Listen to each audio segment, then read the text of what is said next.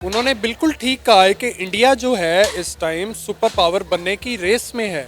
China में Asian tigers के बाद, चाइना के बाद इंडिया का नाम ही आता है, पाकिस्तान का नाम दूरों दूर तक नहीं आता है। उसकी वजह ये है कि हमारा जो पॉलिटिकल निज़ाम है, जो एडमिनिस्ट्रेटिव निज़ाम है, जो हाइब्रिड निज़ाम है, वो नाकाम हो गया। देखिए डिफ़ॉल्ट मुल्क तो आपने देखा होगा, जो प्रीवियसली आपके पास एग्जांपल है श्रीलंका की, बिल्कुल श्रीलंका की। ये डिफ़ॉल्ट मुल्क ऐसे होते हैं। अब डिफ़ॉल्ट अगर आपका कैमरामैन दिखाए तो ये डिफ़ॉल्ट मुल्क तो नहीं है कि हर बंदा 1500-1600 का तो इंडिविजुअली खाना खा रहा है बैठ के यहाँ पे। इंडिविजुअली खा रहा और फैमिली के साथ 10,000 का। ठीक है, और ये मुल्क ऐसा है कि आप देखें इसको अगर फनी पॉइंट ऑफ व्यू से कि 70 साल से ये लोग खा ही रहे हैं इसको, ठीक है, फिर भी नहीं ख़त्म हो रहा। तो ये सबसे अमीर मुल्क है, मैं आपको बताऊँ। डीजल जो नाम है वो ख्वाजा आसिफ ने इसका रखा था। उसको इस दफ़ा इस गेम के अंदर कुछ नहीं मिला, तो वो बोल रहा है और बोलता रहेगा। वो हर चीज़ को डिफ़ॉल्ट करेगा। इंडिया ने तरक्की बहुत की है, इसमें कोई शक नहीं है। वहाँ स्टेबिलिटी है, वहाँ पॉलिटिकल सिस्टम है। आपकी स्टेट पॉलिसी थी पिछले 70 सालों से कि इंडिया आपका आर्च नेमेसिस है, आपका जानी दुश्मन है, पहले दिन से आपका मुखालिफ है। वो इस टाइम जो है आपकी पॉलिसी रिवर्स हो गई है। इंडिया आपका दुश्मन नहीं है। मैं रिसेंटली ISPR की मैं वीडियोस देख रहा हूँ, मुझे तो इंडिया का कोई नामो निशान नहीं नज़र आ रहा। इंडिया के बारे में जो हमारी परसेप्शन है ना कि बड़ा गंदा होगा कंट्री। अगर आप देखें, अगर कुछ व्लॉगर्स को देखें, मैं नाम नहीं लेता, लेकिन वो जो इंडिया गए ना ट्रैवल के लिए, तो उन्होंने जो अपने जो दिखाया है ना, वो कंट्री हमारी एक्सपेक्टेशन से कई आगे है। उनके रोड, उनका हर स्टेट का आपको पता, वहाँ पे वर्सटाइल हर तरह की, और जो पेट्रोल रेट है वहाँ पे, तो वो बड़ा ऑर्गेनाइज कंट्री है। पाकिस्तान ना डिफ़ॉल्ट हुआ है ना होगा, इंशाअल्लाह ताला। ये अल्लाह के नाम पे बना है, इसे कुछ नहीं होना। बस इसको सिर्फ और सिर्फ क़यादत चाहिए, ऑनेस्ट क़यादत चाहिए। इसके ऊपर जो हुक्मरान है ना, उनको तो ना गुर्बत का पता है, ना तकलीफ़ का पता है। उनको ज़रा बीमारी आती है वो लंदन चले जाते हैं। नाज़रीन, जमीयत उलमा इस्लाम के सरबराह मौलाना फजलुर रहमान का कहना है कि हमारा हमसाया मुल्क भारत सुपर पावर बनने जा रहा है और पाकिस्तान डिफ़ॉल्ट होने के करीब है। उनका ये बयान जंगल में आग की तरह फैल चुका है। खासकर जब पाकिस्तान के सियासतदान को इस तरह का बयान देते हैं तो इंडियन मीडिया पर इसे बहुत ज़्यादा हाईलाइट किया जाता है। इंडियन मीडिया की जानिब से तनकीद की जाती है कि वो मुल्क जो 70 साल पहले इंडिया से अलग हुआ, आज उसके सियासतदान इंडिया के गुण गा रहे हैं और पाकिस्तान के डिफ़ॉल्ट होने की बातें कर रहे हैं। मौलाना फजलुर रहमान के इस बयान पर पाकिस्तानी अवाम का क्या रद्द-ए-अमल है, आइए जानते हैं। क्या नाम है आपका? तैयब जावेद।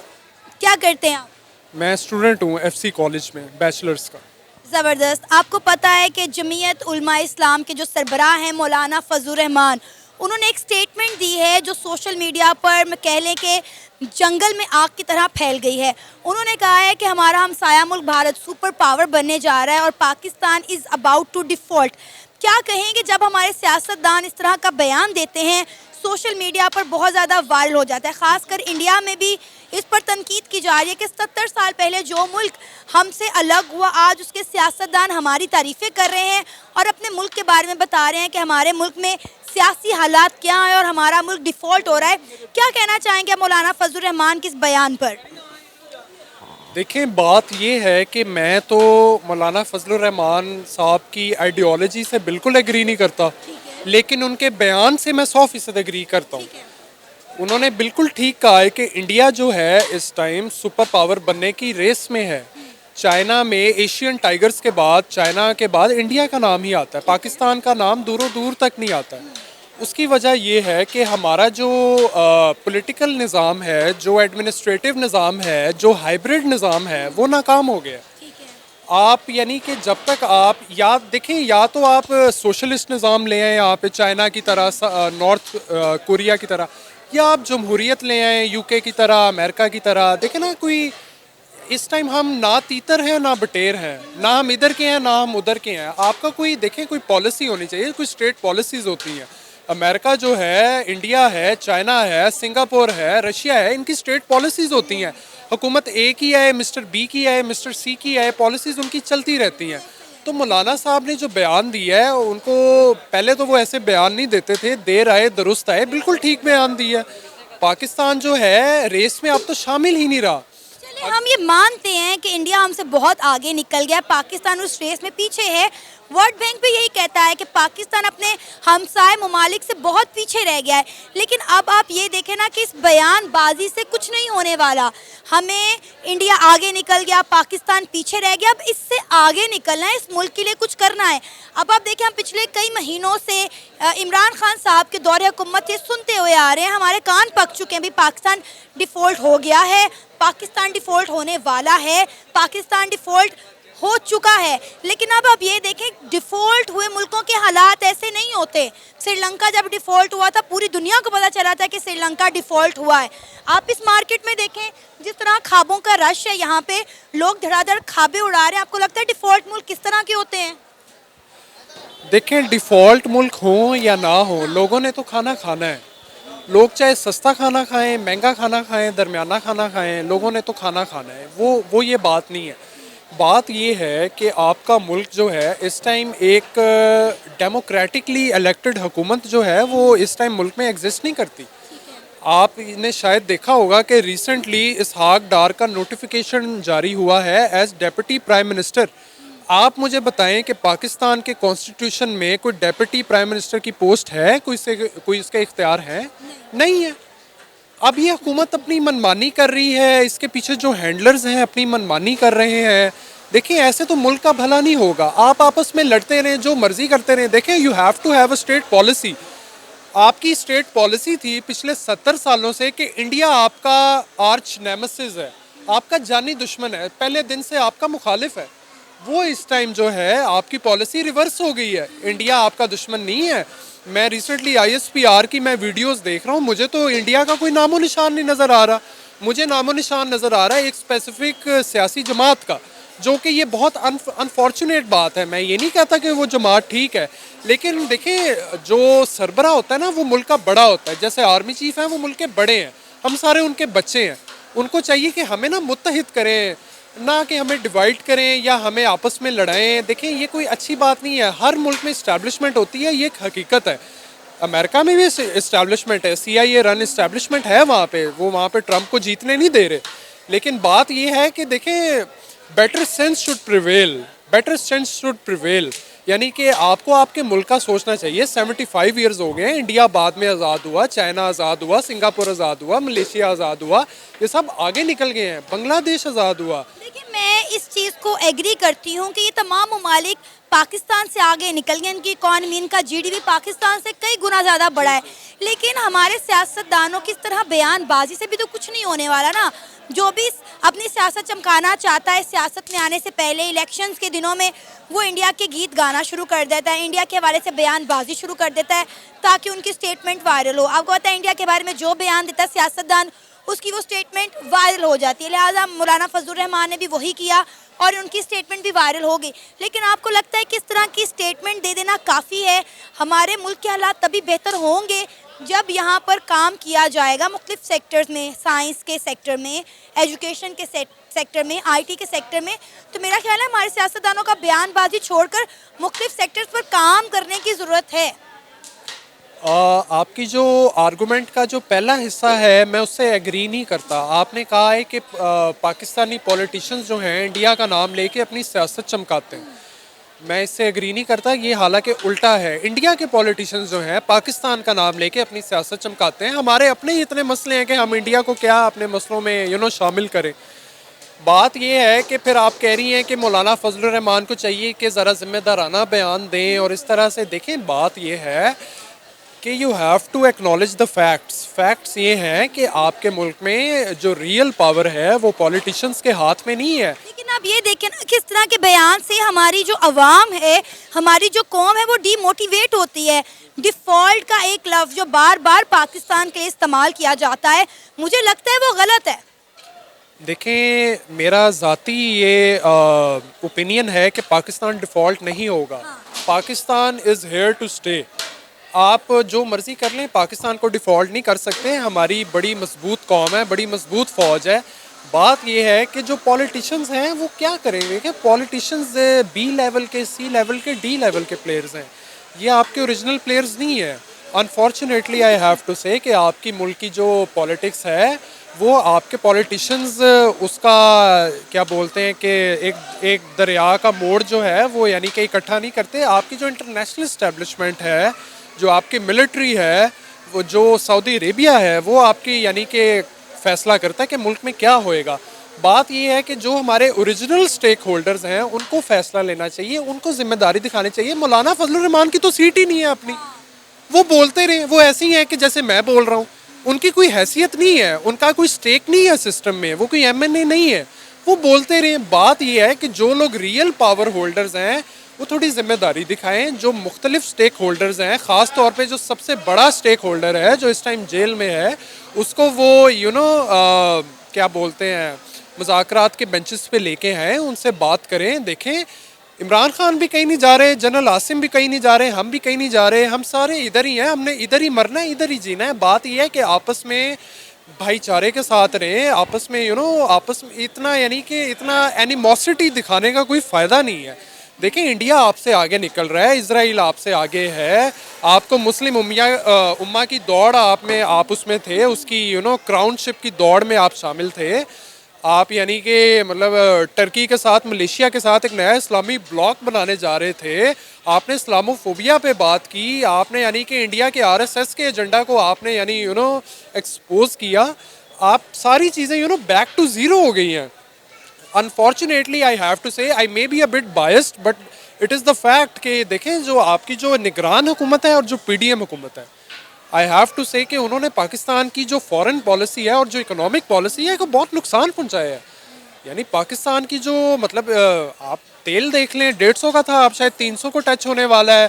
पाकिस्तान जो है, मैं फोर्ब्स की या पता नहीं द टाइम्स की, पता नहीं किसकी मैं वो रिपोर्ट देख रहा था, उसमें था कि Pakistan world player as a major world political player शामिल हो रहा है। हमने सऊदीया की और ईरान की बात करवाई आपस में, हमने चाइना की और अमेरिका की बात करवाई, हमने रशिया से मुज़ाकरात किए, हमने इस्लामोफोबिया को मतलब जो मुज़ाकरात था, जैसे ये जो ज्यूज़ हैं ये एंटी सेमिट्स का बड़ा बताते कि एंटी सेमिटिक हो आप, तो हम भी कह सकते हैं भाई आप इस्लामोफोबिक हो। क्या मतलब एंटी सेमिटिक? आप जो बात करो यहूदियों के खिलाफ anti Semitic, anti Semitic, anti Semitic, इनका ये जो ट्रोप जो है ये ख़त्म नहीं हो रहा। You have to double down on your you can say जो आपका एजेंडा जो है। तो देखिए, जिम्मेदार लोगों को हुकूमत देनी चाहिए। मैं ये समझता हूँ इस टाइम जो हुक्मरान है ये जिम्मेदार नहीं है। क्या नाम है सर आपका? अदनान। हसन। अदनान, क्या करते हैं आप? जॉब करते हैं, प्राइवेट जॉब। सही जा रही है? सही जा रही है, अल्लाह का शुक्र है। सही जा रही है। ज़बरदस्त। अच्छा, आपको पता है JUI के जो सरबराह हैं मौलाना फजलुर रहमान, उन्होंने एक बहुत बड़ी स्टेटमेंट दी है। उन्होंने कहा है कि हमारा हमसाया मुल्क भारत जो है वो सुपर पावर बन रहा है और पाकिस्तान जो है वो डिफ़ॉल्ट होता हुआ दिखाई दे रहा है। अगर हम बात करें तो हम काफ़ी सालों से ये बात सुन रहे हैं कि पाकिस्तान डिफ़ॉल्ट हो रहा है, पाकिस्तान डिफ़ॉल्ट हो चुका हुआ है। और क्या कहना चाहेंगे, अगर हम बात करें तो इंडियन मीडिया इस खबर को बहुत ज़्यादा हाईलाइट कर रहा है, ख़ासकर पाकिस्तान को कोई भी सियासतदान कोई भी स्टेटमेंट देता है तो इंडिया में बहुत ज़्यादा वायरल हो जाती है। कहा जा रहा है कि वो मुल्क पाकिस्तान जो 70 साल पहले इंडिया से अलग हुआ, आज उसी के सियासतदान जो है इंडिया की तारीफ़ कर रहे हैं और पाकिस्तान के बारे में बता रहे हैं कि पाकिस्तान डिफ़ॉल्ट हो रहा है। क्या कहना चाहेंगे आप इस सारे बयान पर उनके? इसकी सबसे पहले तो वजह ये है कि जो पाकिस्तान में आपको पता है कि जिस तरह की पॉलिटिकल सिचुएशन है और जिस तरह की इकॉनमी है, तो उनकी भी ठीक है, मतलब जो स्टैट्स हमारे बताते हैं तो उनके हवाले से उसकी बात ठीक है कि मतलब डिफ़ॉल्ट की तरफ जा रहा है और पॉलिटिकल इंस्टेबिलिटी बहुत बढ़ गई है और उसके अलावा इन्फ्लेशन भी बहुत हद तक इजाफा हो चुका है उसमें। तो इस लिहाज से उनका बयान ठीक है। और दूसरा, अगर ऐसे ही चलता रहा तो मेरा नहीं ख्याल कि वो गलत कह रहे हैं, ठीक है। तो इसमें यह है कि पाकिस्तान को ये देखना चाहिए कि अपनी जो पॉलिटिकल सिचुएशन है उसको बेहतर करना चाहिए और उसके अलावा जो बाकी अपने इकॉनमी के हालात हैं उनको बेहतर करना चाहिए। एक्सपोर्ट पे ज़रा तवज्जो देनी चाहिए ताकि हमारी जो पाकिस्तान की इकॉनमी वो ग्रो करे। आप क्या कहना चाहेंगे मौलाना फजलुर रहमान के इस बयान पर? देखिए, मैं तो सिंपल सी बात करता हूँ, जो स्टैट्स शो करते हैं ना उनकी बात बिल्कुल ठीक है। पहली बात तो ये बड़ी दुख वाली बात है कि हमारा कंपैरिजन इंडिया से बनता ही नहीं है। हम लोग 50 या 60 बिलियन डॉलर की जो हमारी जो वर्थ है, जो भी है, जो मांग के हम लोगों पर रिजर्व में है, और एक 600 बिलियन डॉलर की कंट्री जिनके पास रिजर्व्स में 600 बिलियन डॉलर है, आप खुद देखें कि उनके साथ हमारा कंपैरिजन कैसे बन सकता है। तो बजाय लफ्जी बयानबाजी के वो हम और नारेबाजी के, और तो हमें अपने आप पे पहले हमारा कंपेटिटर अगर इंडिया को हम समझते हैं तो उसको कम्पीट करने के लिए देखिए हमें इंटरनली अपने सिस्टम्स को ठीक करना पड़ेगा। ठीक है, एक मांग तांग के IMF से कर्जे उठा के लेके रिजर्व्स में आपने 50-60 बिलियन डॉलर पे जो मुल्क खड़ा किया हुआ है मांग के, और एक मुल्क जो अपनी इंडस्ट्री जो गाड़ी तक अपनी बना रहा है, हम लोग गाड़ी तक तो अपनी बना नहीं सकते। ठीक है, और उधर जो इंडिया के साथ जो सोशल मीडिया पर जंग चढ़ती रहती है, देखिए वो उसमें उस बारे में क्या ही कह सकते हैं। हम इस चीज़ को एक्सेप्ट करते हैं कि हमारा हमसाया मुल्क भारत हमसे बहुत आगे निकल गया, उनकी इकॉनमी, उनकी इंडस्ट्री पाकिस्तान से बहुत बड़ी है।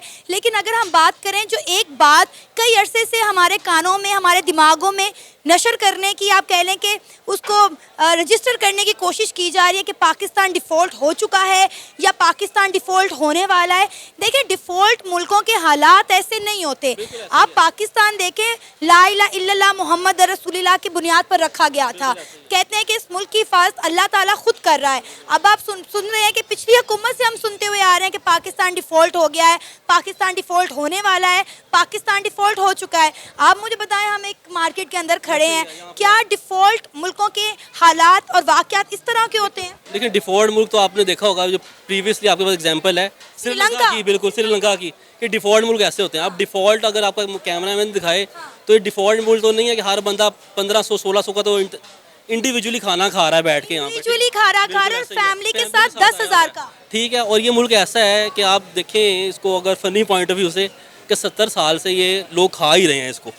ठीक है, फिर भी नहीं ख़त्म हो रहा। तो ये सबसे अमीर मुल्क है, मैं आपको बताऊँ।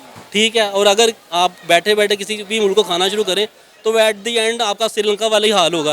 लेकिन अल्लाह ताला की है, अल्लाह ताला का चला रहा है, करम नवाजी है, उनका रहम है हम पर। बिल्कुल ऐसे ही अल्लाह ताला का करम है जी, कि आप देख ले रौनक, हर त्यौहार उसी तरह मनाया जाता है।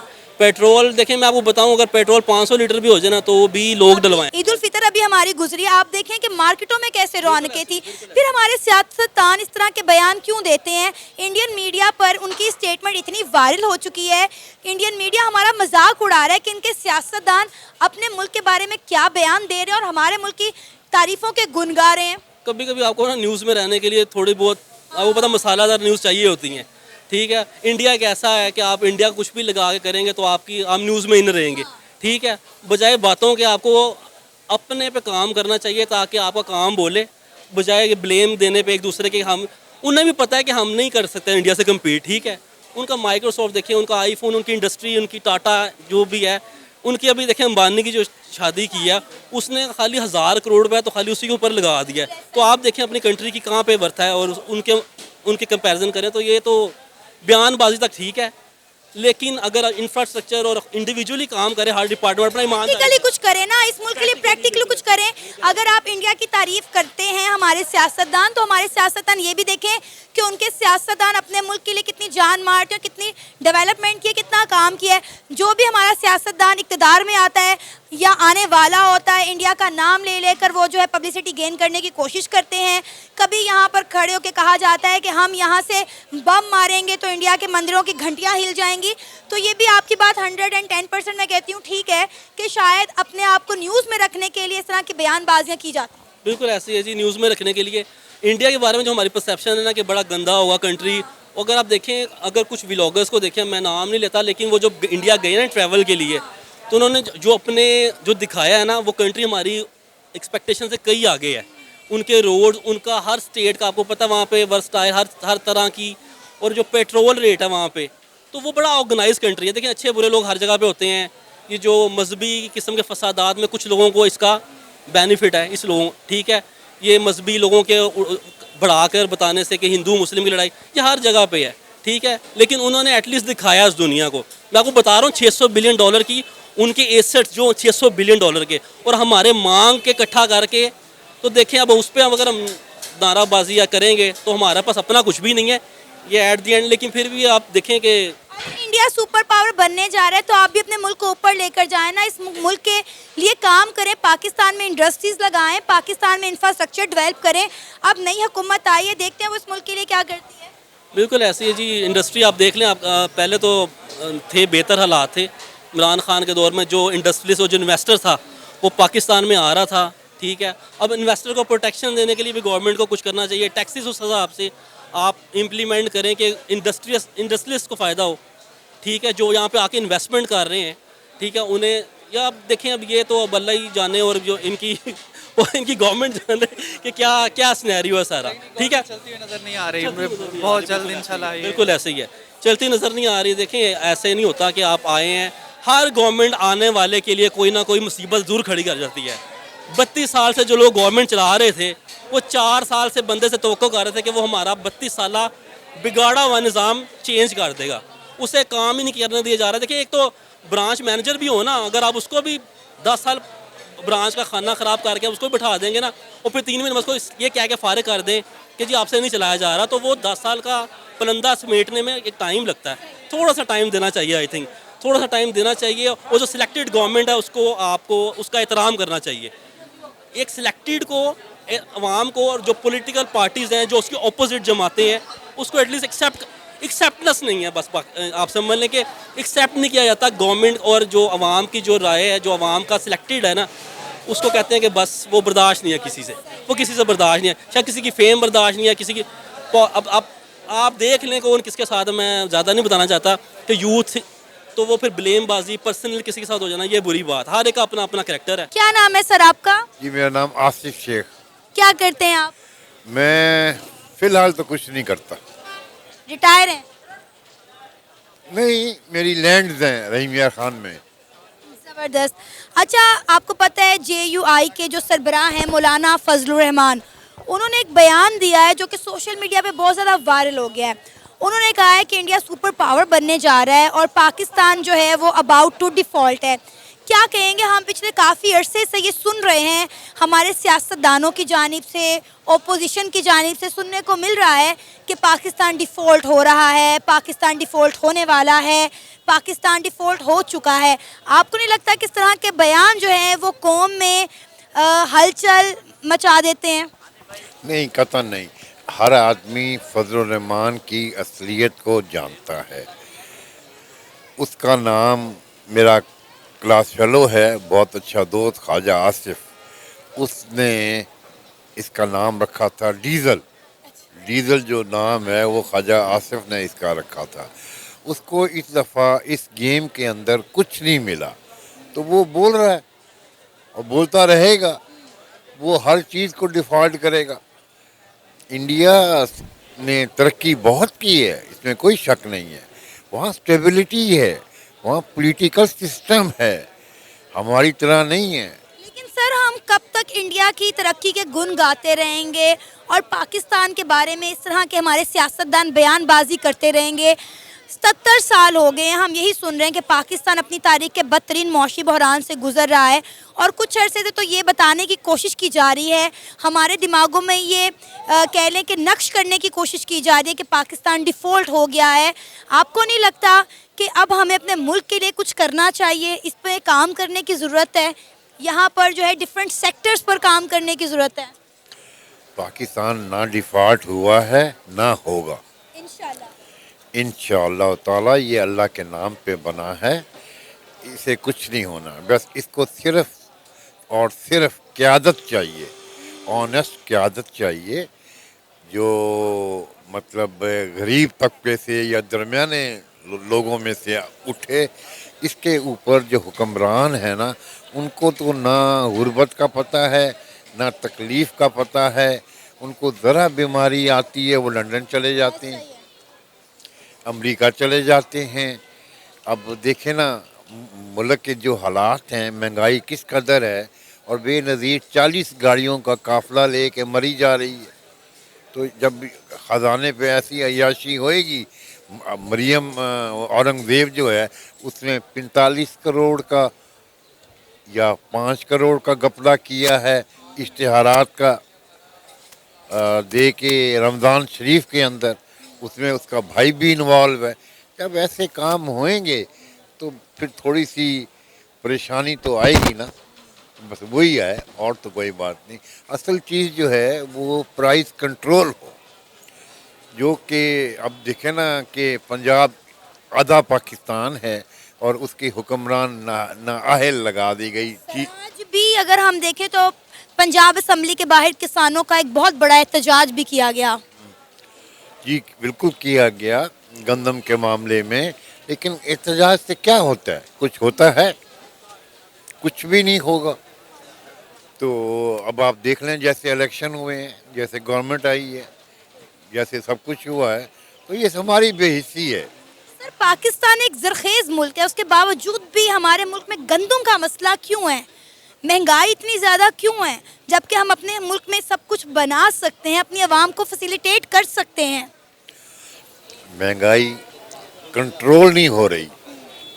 हमारे यहाँ कोई चेक एंड बैलेंस नहीं है कि जो प्राइस कंट्रोल करे। जिसकी जो मर्जी है वो कीमत लगा रहा है, जिसकी जो मर्जी है वो कीमत लगा रहा है। कोई चेक नहीं है, कोई कंट्रोल नहीं है, सारे इदारे फेल हो चुके हैं।